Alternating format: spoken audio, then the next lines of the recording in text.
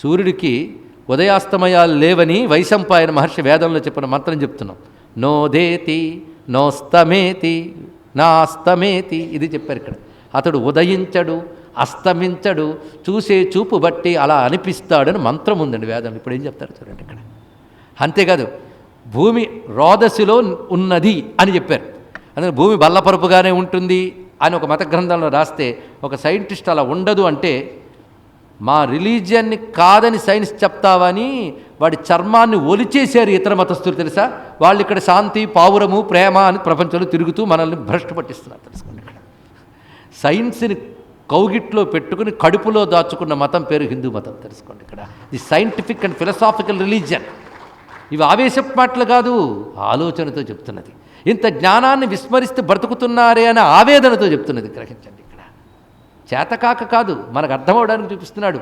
ఇందులో చెప్తున్న రహస్యం ఏమిటి అంటే ఉదయించిన నుంచి అస్తమించే వరకు సూర్యభగవానుడికి ఎన్ని పేర్లున్నాయో వేదంలో ఉందండి. అసలు ఒక్కటి ఆలోచించండి. ఆదిత్యోదయం చెప్పినప్పుడు చెప్పుకున్నాం మనం.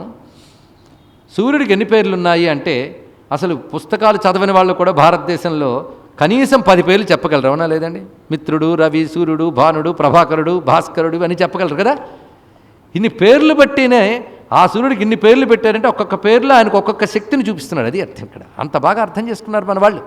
ఆ ఉపాసన ప్రక్రియ అంతా ఆదిత్యోదయంలో బోలని చెప్పుకున్నాం మన సైన్స్తో మేళవిస్తూ. అంటే సూర్యభగవానుడికి మండుచున్న అగ్నిగోళం అనేది భౌతిక దృష్టి, అందులో దివ్యత్వం అనేది ఒకటి ఉంది. దాన్ని ఉపాసించాలి. అలా ఏ కాలంలో సూర్యభగవాన్ని ఏ విధంగా ఉపాసించాలో విధానం ఉంది. ఆ విధానానికి ఆరంభం ఏంటంటే ప్రధాన త్రిసంధ్యలు.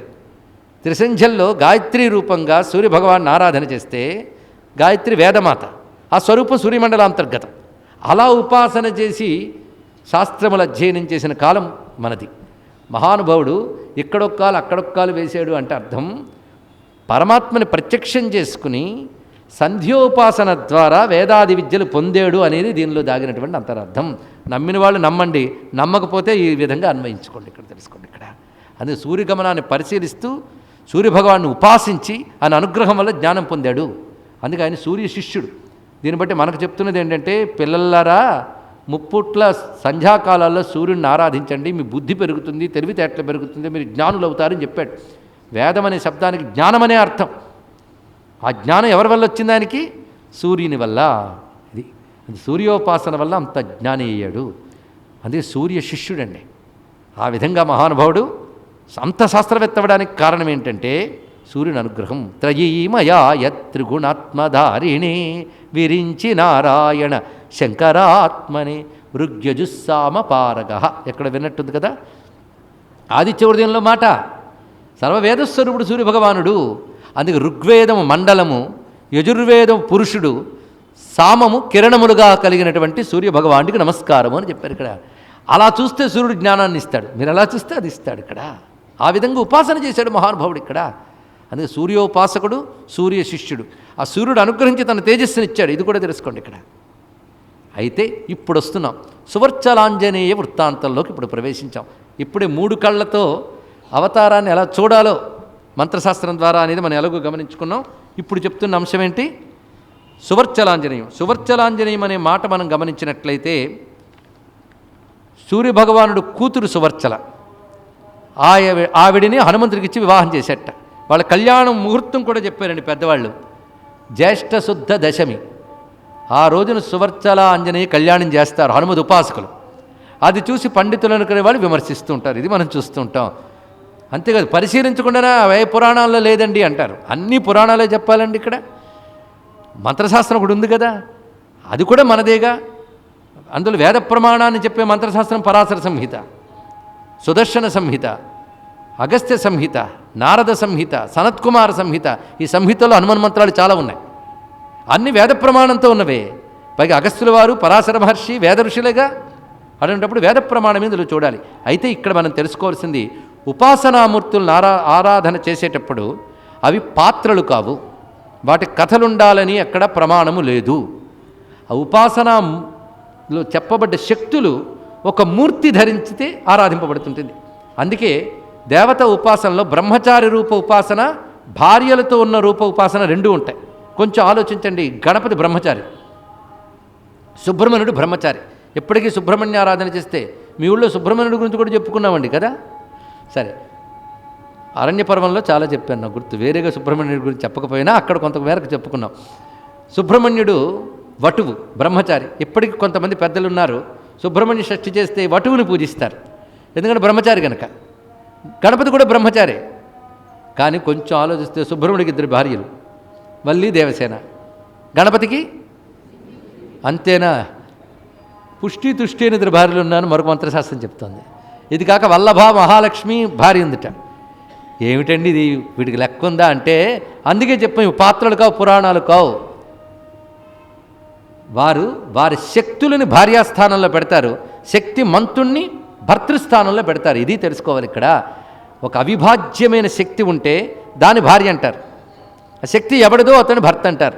కనుక భారతదేశంలో దంపతుల రూపంలో భగవంతుడిని ఆరాధిస్తున్నామంటే అతడి శక్తిని భారీగా పెట్టి, శక్తి గల అతన్ని భర్తగా పెట్టి ఆరాధిస్తున్నామని అర్థం ఇక్కడ. ఇది తెలుసుకోవాలి ఇక్కడ, ఇది గ్రహించవలసిన అంశం. అలాగా గణపతి ఏమిస్తాడయ్య అంటే సిద్ధినిస్తాడు. సిద్ధి కావాలంటే బుద్ధి ఉండాలి కదండి, అందుకే సిద్ధి బుద్ధి అని శక్తులు. అంతేగాని 2 స్త్రీలు కాదు, 2 శక్తులు. ఇది తెలుసుకోవాలి ఇక్కడ. అలాగే వల్లి, దేవసేన. సుబ్రహ్మణ్యుడు దేవతలందరినీ సేనగా చేసుకుని నడిపాడు. ఆ దేవతల యొక్క సేనా శక్తికి ఒక రూపం ఇస్తే దేవసేన. వల్లి అంటే చెప్పుకున్నాం మనం, తీగ రూపంలో ఉండేది కుండలిని. కనుక కుండలిని శక్తి వల్లీదేవి, దేవసేనా శక్తి దేవసేన. ఈ రెండిటికి నాయకుడు సుబ్రహ్మణ్యుడు. ఇది ఆలోచించవలసిన విధానం. నీకు అర్థమైందా తెలిసి దండం పెట్టు, అర్థం కాకపోతే తెలియజేయమని దండం పెట్టు, ఎలాగైనా దండం పెట్టు చాలు. ఇక్కడ అర్థమైంది కదా. ఇప్పుడు విషయంలోకి వద్దాం. హనుమంతుడి భార్య ఎవరు? లేదండి, హనుమంతుడు బ్రహ్మచారి. ఈ విషయం చెప్తున్నాను, కోపగించుకోకండి. హనుమంతుడు బ్రహ్మచారి అని వాల్మీకి రాశాడా?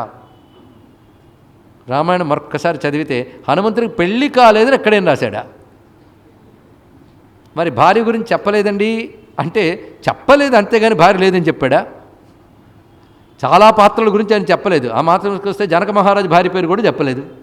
అయ్యా, అంత సీతమ్మ తల్లి పేరు కూడా చెప్పలేదండి. మరీ స్త్రీలను అణచేశారండి ఆ రోజుల్లోనూ. మళ్ళీ ఫెమినిస్టులు తయారవ్వకండి దయచేసి.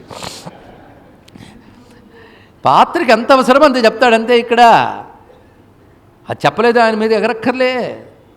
ఇప్పుడు విషయం మనకు తెలిసింది కదా. కనుక హనుమంతుడికి పెళ్లి కాలేదని ఎవరు చెప్పారు? మరి బ్రహ్మచారి అన్నారండి అంటే ఆ మాటకు వస్తే సుందరకాండలో సీతమ్మతో హనుమంతుడు మాట్లాడుతూ రాముడు గురించి చెప్తూ బ్రహ్మచారమ్మ మీ ఆయన అన్నాడు. ఎవరైనా వాళ్ళు భార్య దగ్గరికి వచ్చి మీ ఆయన బ్రహ్మచారి అంటారండి ఇక్కడ. ఆయన అన్నాడు. హనుమంతుడిని తల్లి తక్కువవాడా? దీని అర్థం ఏంటంటే గొప్ప మాట చెప్తున్నాడు చూడండి.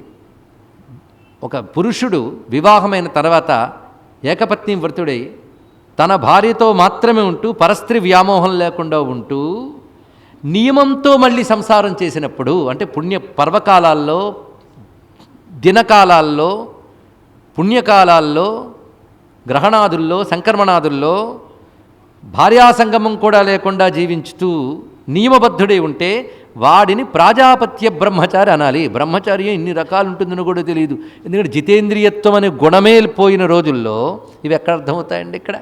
ఇంకా కాలేజీకి పంపిస్తూ ఉంటారో లేదో, 13 ఏళ్ళు 14 ఏళ్ళకే నేను ఫలానా వాళ్ళని చేసుకుంటున్నాను తయారవుతున్నారంటే జితేంద్రియత్వం ఎక్కడుందండి చెప్పండి. ఇక్కడ అది కామమోహ వికారాలు తెరిపోతుంటే అటువంటి ప్రకోపించిన సులభమని తెలిసి అన్యమతస్థులు ప్రేమ పేరుతో లవ్ జిహాదులు నడుపుతున్న దౌర్భాగ్య కాలంలో ఉన్నాం. తల్లిదండ్రులు జాగ్రత్త పడండి, తెలుసుకోండి ఇక్కడ.